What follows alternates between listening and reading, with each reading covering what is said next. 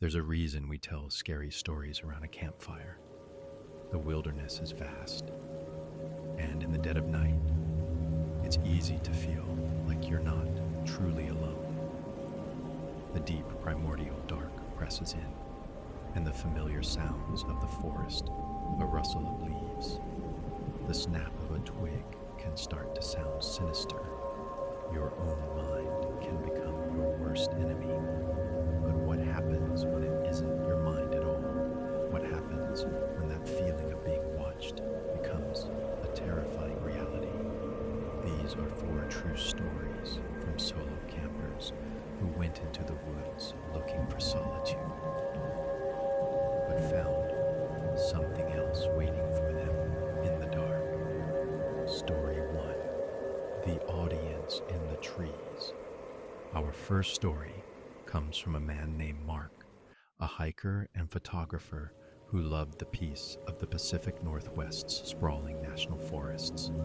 For him, solo camping was a kind of meditation, a way to disconnect from the noise of the world and reconnect with something real. He'd spent countless nights under the stars and knew the sounds of the woods by heart.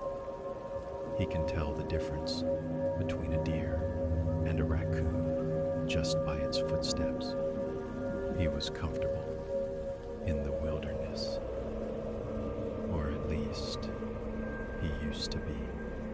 This trip in late autumn 2019 was supposed to be like any other. He'd hiked deep into the backcountry to a small clearing on a ridge he'd found on a map. The view was breathtaking. He set up his tent, gathered firewood, and by dusk, he had a healthy fire roaring against the evening chill.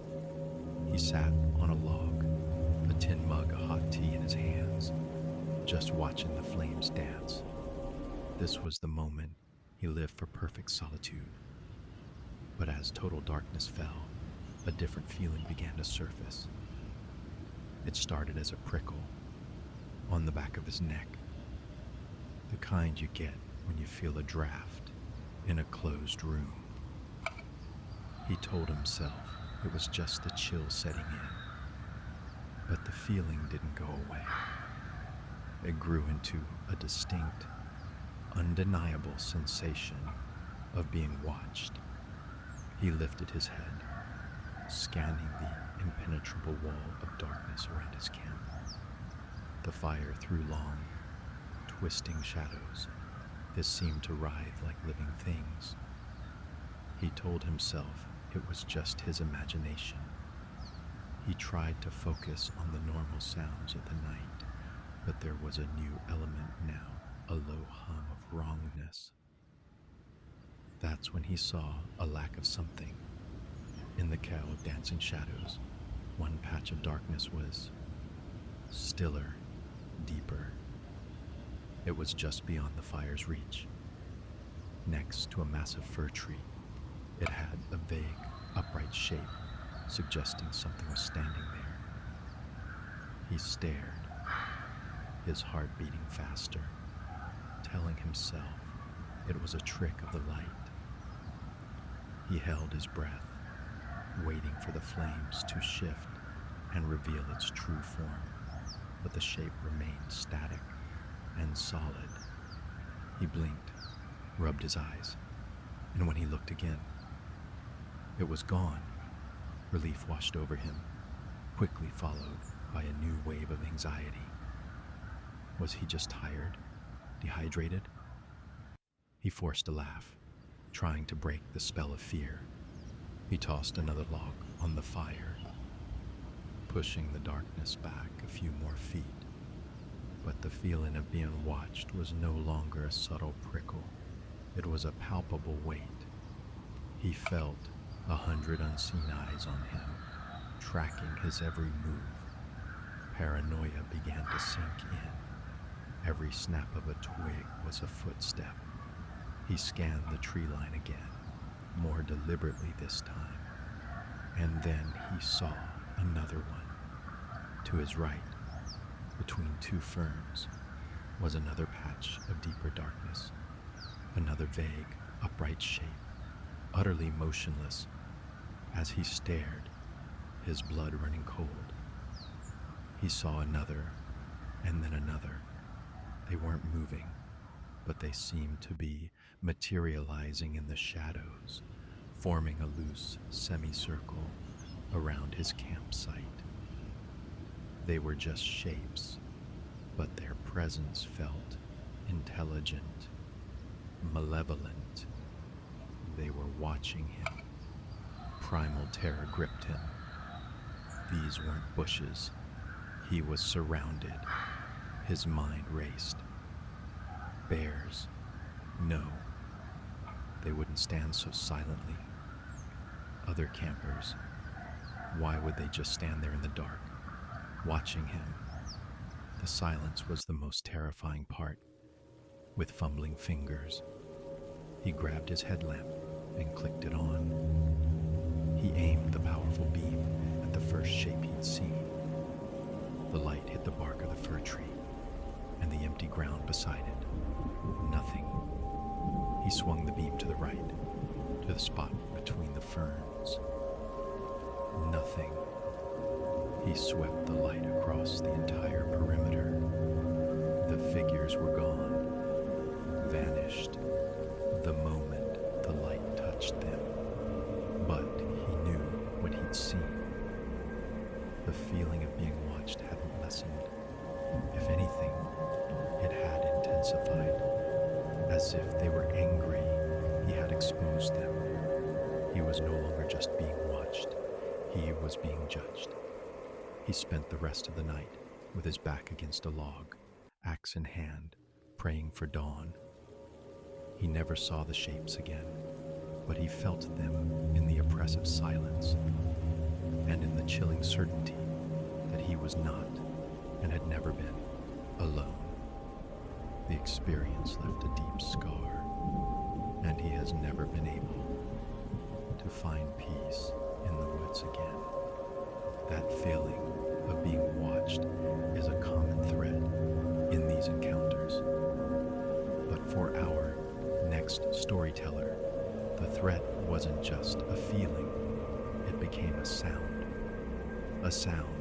that methodically began to circle his tent, turning his fragile shelter into a prison of fear. Story 2. The Night Walker. This story comes from a college student named Leo, who decided to spend a weekend camping alone in a state park. He'd camped before, but always with friends. This time, he wanted the solitude. He chose a campsite at the far end of a loop, pleased to find the nearest campers were completely out of sight. The first day was perfect. He set up camp, hiked, and cooked his dinner as the sun set. He read for a while in his tent and then fell into a deep, dreamless sleep, feeling perfectly safe. He woke up later, not sure why. The tent was bathed in moonlight, and the world outside was silent. Too silent. The usual nighttime chorus of insects had stopped. It was a dead, heavy silence, like the whole forest was holding its breath. He lay perfectly still, straining his ears. And then he heard it, a footstep. It was faint, but unmistakable. The crunch of a single heavy boot on dry leaves. A long pause, then another crunch. It was slow, deliberate, and it was close. Far too close. Leo's heart jumped into his throat. His first thought was an animal, but the rhythm was wrong. It wasn't a four-legged gait. It was bipedal. 2 feet. The sound of someone walking. The footsteps moved along the edge of his clearing, just outside the thin walls of his tent. pace was agonizingly slow, as if the walker was examining his camp. Leo went rigid, holding his breath, hoping whoever it was would move on. But they didn't. They began to circle, slowly, methodically. The walker started a patrol around his tent. Crunch from the right. Pause. Crunch from behind his head. His mind was screaming. Who would be walking around his campsite in the middle of the night? A lost camper, maybe. But the slow, predatory pacing felt like someone who was hunting. The park was close to a highway. Anyone could wander in. He was totally isolated, no cell service. The nearest campers were too far away to hear him shout. The footsteps continued their relentless orbit, drilling into his brain. He was paralyzed by fear, not daring to make a sound or unzip the tent to look. The thin nylon wall separating him from the walker felt as fragile as paper. He remembered a story he'd read online about a camper hearing footsteps right before a strange man appeared and insisted they leave immediately. Was that what this was? An attempt to scare him off? He thought about the small pocket knife in his backpack, just a few feet away. It felt like a million miles. The footsteps stopped. The silence that followed was somehow even more terrifying.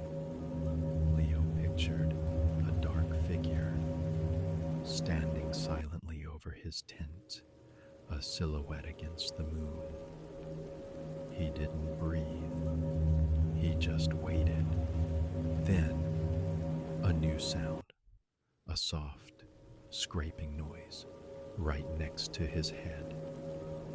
It was the sound of a fingernail being dragged slowly down the side of his tent, a long, drawn-out zip.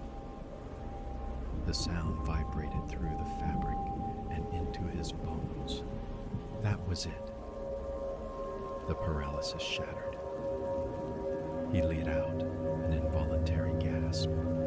Outside, the scraping stopped. After a deafening silence, the footsteps started again, but faster this time, a brisk, steady pace walking away, fading into the distance. Leo lay there for hours, trembling. As soon as the first hint of morning light appeared, he scrambled out of his tent. He scanned the area, no one. But there, in the soft dirt, he found them. A single set of deep, clear boot prints circling his tent exactly as he had heard.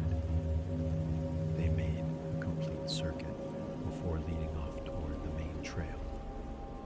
He never found the source of the scraping. There was no mark on his tent. He packed up in a frenzy and practically ran back to his car. The solitude he craved had become a curse. If you're finding these stories as chilling as I am, be sure to hit that like button and let us know in the comments what you would have done in that situation. The terror is far from over, and you won't want to miss what happens in the next one. Story 3, The Midnight Evacuation. Not all fear is paralyzing. Sometimes your survival instinct forces you to flee into the very darkness you're afraid of. This story comes from a woman named Chloe, a seasoned backpacker who learned that the most terrifying part of an encounter is sometimes the chilling realization of what could have happened. Chloe was on a multi-day solo trek in a remote mountain range. She hadn't seen another person for 2 days. On the third night, she camped near a small alpine lake. As her campfire died down, she heard a sound that made her freeze. It was a low, mournful moan, drifting from the woods on the far side of the lake. She sat bolt upright. An animal, a moose. Maybe the sound didn't seem right. It had a strange, human quality, a note of despair that sent a shiver down her spine. It came again, closer this time. She grabbed her flashlight and a knife, her heart hammering. She tried to rationalize it, wind whistling through the rocks. Maybe, but the air was dead calm. The sound came a third time, now joined by the snap of a large branch. Something big was moving over there, and it was moving with a clumsiness that didn't sound like a wild animal. That's when her instincts screamed. This was wrong. She wasn't going to hide in her tent and hope for the best. She was getting out. Now, fueled by adrenaline, she shoved her gear into her pack, kicked dirt over her fire, and within 10 minutes, she was on the trail. Her plan was to hike back a mile to an open meadow she'd passed earlier, a spot that felt less enclosed. She switched on her headlamp and started walking. The forest at night is a different world. The trail was a narrow corridor of menacing shapes. Every tree looked like a lurking figure. She forced herself to maintain a steady pace, not wanting to risk an injury by running in the dark. She walked for what felt like an hour, her flashlight beam cutting frantic arcs into the darkness. She didn't hear the moaning again. The forest was eerily quiet. She started to wonder if she'd overreacted. She was just starting to relax when she rounded a sharp bend. Her headlamp swept across a thicket of trees just off the path. And for a fraction of a second, the light caught it. A figure, partially hidden behind a large pine tree about 20 feet away. It was tall, unnaturally thin, and wearing dark, tattered clothing. The light had caught its face, or what she assumed was its face. It was shockingly pale, with 2 dark hollows, where eyes should have been.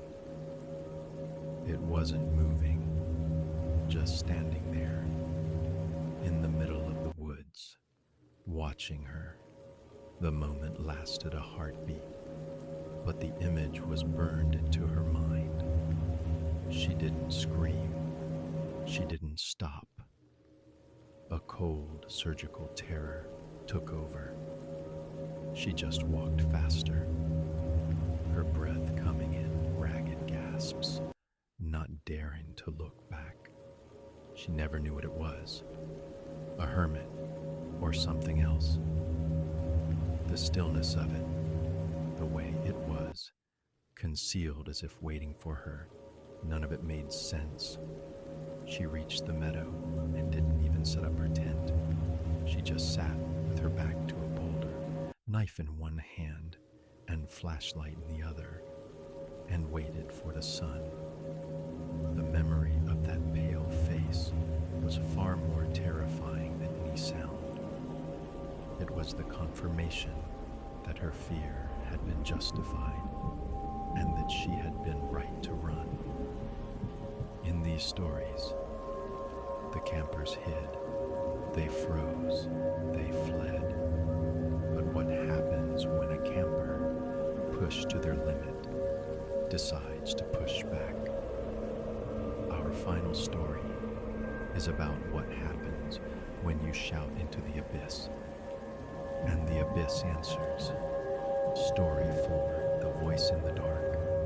Our last account is from David, a former Marine who was not easily spooked. He camped in the remote Appalachian Mountains of North Carolina to embrace the challenge. He believed that with the right mindset, there was nothing in the woods to truly fear. On the second night of a week-long trek, he camped in a dense hollow. As night fell, a thick fog rolled in, blanketing the forest and muting all sound. For the first time in a long while, David felt a prickle of unease. He was cleaning his cooking pot when he heard running footsteps. They were distant, somewhere out in the fog, but moving fast. The sound lasted a few seconds, then vanished. He tried to rationalize it. A deer, maybe, but the sound had a heavy, thudding quality, like boots. A few minutes later, he heard it again. A short burst of running, closer this time, from a different direction. It was as if someone was circling him, making quick dashes in the fog. This, David could not rationalize. His training kicked in. He was being observed, possibly stalked. The paranoia he'd always dismissed in others suddenly felt very real. He quietly picked up his flashlight and unsheathed the large survival knife on his belt. He didn't stand up. He just sat and listened, waiting. The game of cat and mouse went on for what felt like an hour. Bursts of running from his left, then his right, always close, but always hidden by the fog. Then, the sounds changed. A low, guttural moaning seemed to come from everywhere at once, a sound of profound misery or rage. This was followed by the slow, scraping sound of something heavy being dragged across the forest floor. David's unease curdled into alarm. This felt calculated, designed to terrorize. He felt a surge of anger. He'd faced armed men. He wasn't going to be scared off by noises in the fog. He stood up, knife held firmly, took a deep breath, and roared into the darkness. Whoever's out there, I know you're there. Show yourself or get the hell out of my camp. This is your only warning. The silence that followed was absolute. The dragging and moaning stopped. For a moment, he thought he'd won, and then he got a reply. It wasn't a shout. It was a whisper. It came from directly in front of him, no more than 15 feet away. It was a low, raspy hiss that cut through the silence like a razor, and it whispered a single word: ours. David froze. The voice was not human. It was too low, too guttural, filled with a resonant malice that made the hair on his arms stand up. And it was close, so close. Before he could react, the dragging sound started again, but now it was frantic, the sound of something large and heavy being pulled away into the darkness, accompanied by the violent cracking of branches. It was as if the creature had been toying with its meal, and David's shout had interrupted it. Annoyed, it had decided to take its prize and leave. The sound receded, leaving David alone, his heart hammering against his ribs. He stood there for a long time, the whispered word ours echoing in his mind. What was ours? The camp, the forest. He never found out. He didn't sleep. He packed up before sunrise and hiked 20 miles back to his vehicle in a single push. The man who wasn't afraid of anything had finally found it. He had shouted into the abyss, and the abyss had whispered back. Conclusion: the wilderness doesn't keep secrets, but it holds them well. For these campers, the solitude they sought was shattered by moments of inexplicable terror that changed their relationship with the wild forever. A feeling, a sound, a fleeting glimpse, a whispered word sometimes. That's all it takes to remind us how vulnerable we are when we step into the dark. These stories are a chilling testament to the fact that sometimes, when you feel like you are not alone in the woods, you are absolutely right. If you have had a similarly terrifying experience while camping, we want to hear about it. Share your story with us by submitting it to the email address in the description below. Your encounter could be featured in a future video. Thank you for watching. Subscribe for more true scary stories. And whatever you do, be careful where you pitch your tent.